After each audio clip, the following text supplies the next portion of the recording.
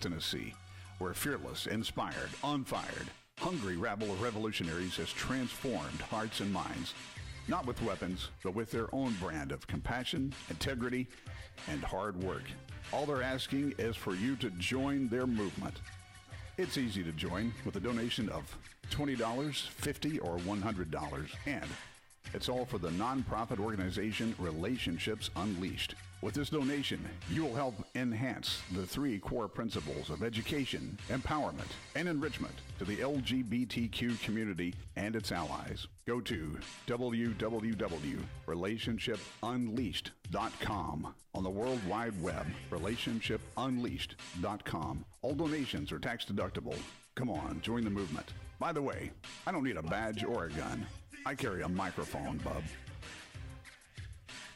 Let's talk about sex, baby. In Memphis, condoms are free from Planned Parenthood and their friends all over town. Nothing sexier than free. So check out freecondomsmemphis.org and get some. Let's talk about sex. Let's talk about sex. Want to talk about sex? Talk about condoms at freecondomsmemphis.org. Get some before you get some. freecondomsmemphis.org. Let's talk about sex, baby.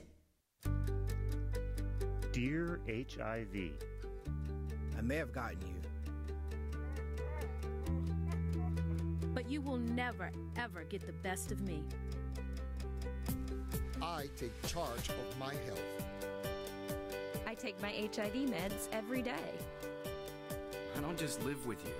I live well with you. HIV treatment works. Get in care. Stay in care. Live well. Choices is a nonprofit sexual health clinic in Midtown Memphis. We accept TennCare and offer patient assistance to help pay for needed services. Choices is proud to provide comprehensive reproductive health services in an LGBTQ affirming environment. We offer a wide range of services such as general wellness, fertility assistance, STI testing and treatment, reproductive health services for people living with HIV, including PrEP and PEP, birth control, Gardasil vaccinations, abortion services, miscarriage management, and services for trans and gender nonconforming people, including hormone replacement therapy. Everybody needs choices.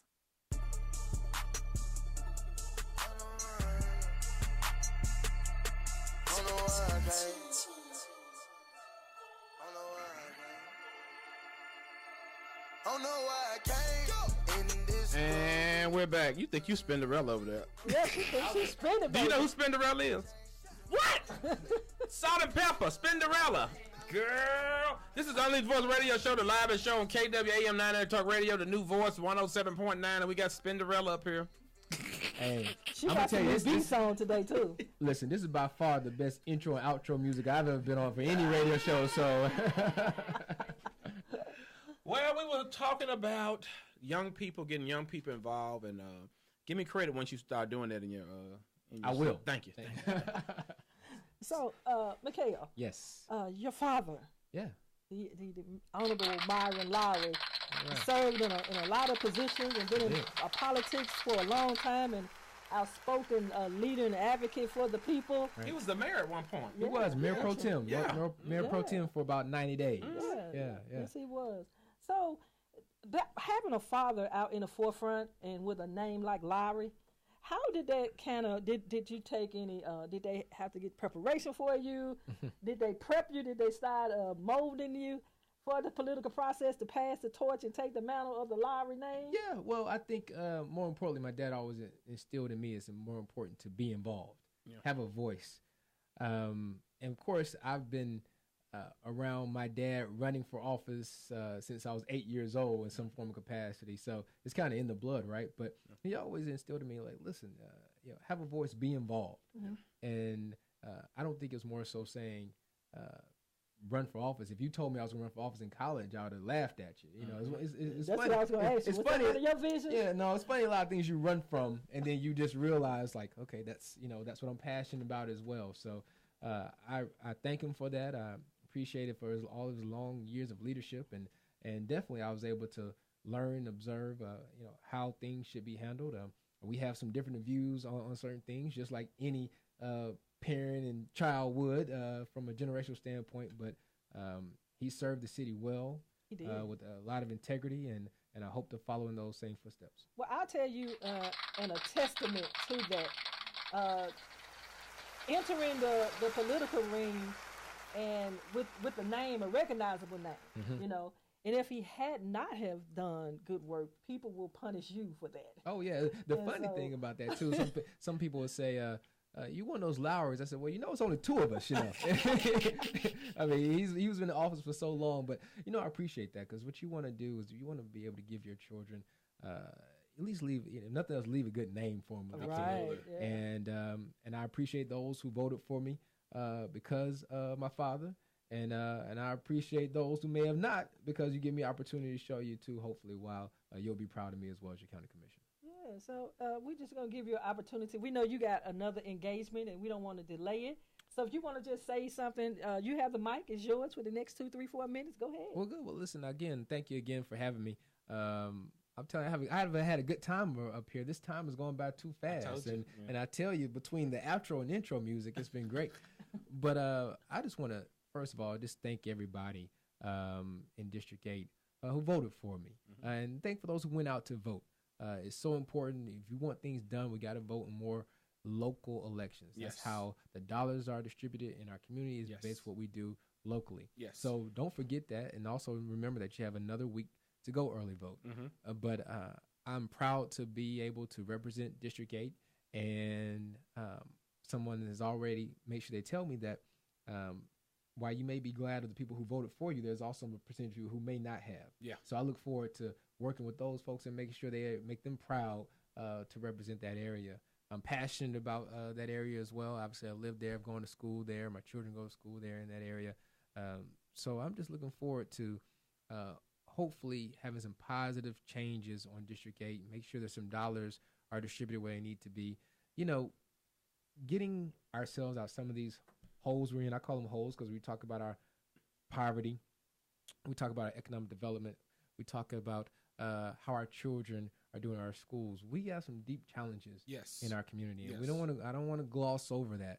But at the same time, we know that there are certain things we can do. And go back to that phrase, move the needle a little bit. Because the reason why a lot, I think, younger people are involved in politics, they said because nothing's going to change. Right. Well, you're right.